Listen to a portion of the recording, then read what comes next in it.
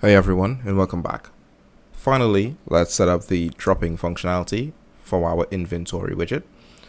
Let's open up the inventory slot, head over to the graph, and let's override a function called onDrop. Now, we can access the drag operation via the interface that we created previously. Connect your execution pins. We're going to check if the initial inventory is valid. And if the initial inventory is valid, then we can call the function which is drop item to slot, which is this custom event that we created in the last episode.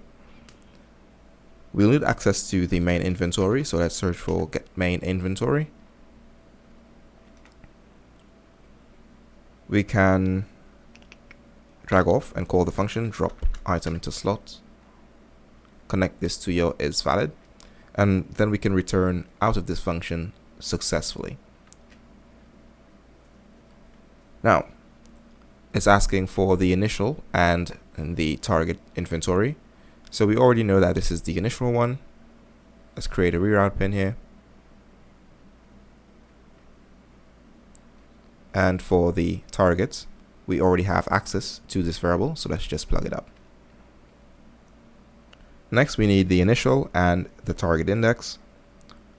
We can get the initial index from this inventory slot here, so let's break, hide everything else except the index, and connect it to your initial index. Next, we'll need the target index, so what we can do is duplicate this, plug it up to the target, and for the inventory slot input, we can just use the inventory slot variable. Now this would work just fine. So let's set this up in such a way that we can actually see all of our functionality working, such as our swap indices, drag and drop functionality, and all of that. So let's add another data asset. I'm going to duplicate this test item, and I'm going to call it test item 2, open it up, and I'll give it a different ID. So let's say guy, and give it a texture. Let's say this red AI icon head. I'm going to leave everything else as is. Now let's head over to our core files, character blueprints, player character, and let's add another item. When we start the game, I'll leave this a value of 1, duplicate all of this, place it here. I'm going to select test item 2. So right now, if I add the item, it will add this one and this one, and then give me 2 print strings. Don't worry about this. This is just for debugging. And we should also be able to swap between the different positions within our inventory slot. So let's hit play.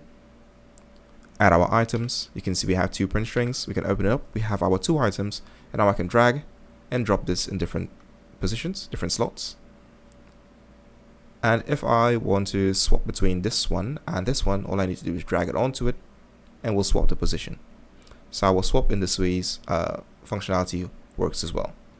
Alright, that's it for this one, guys. See you in the next one.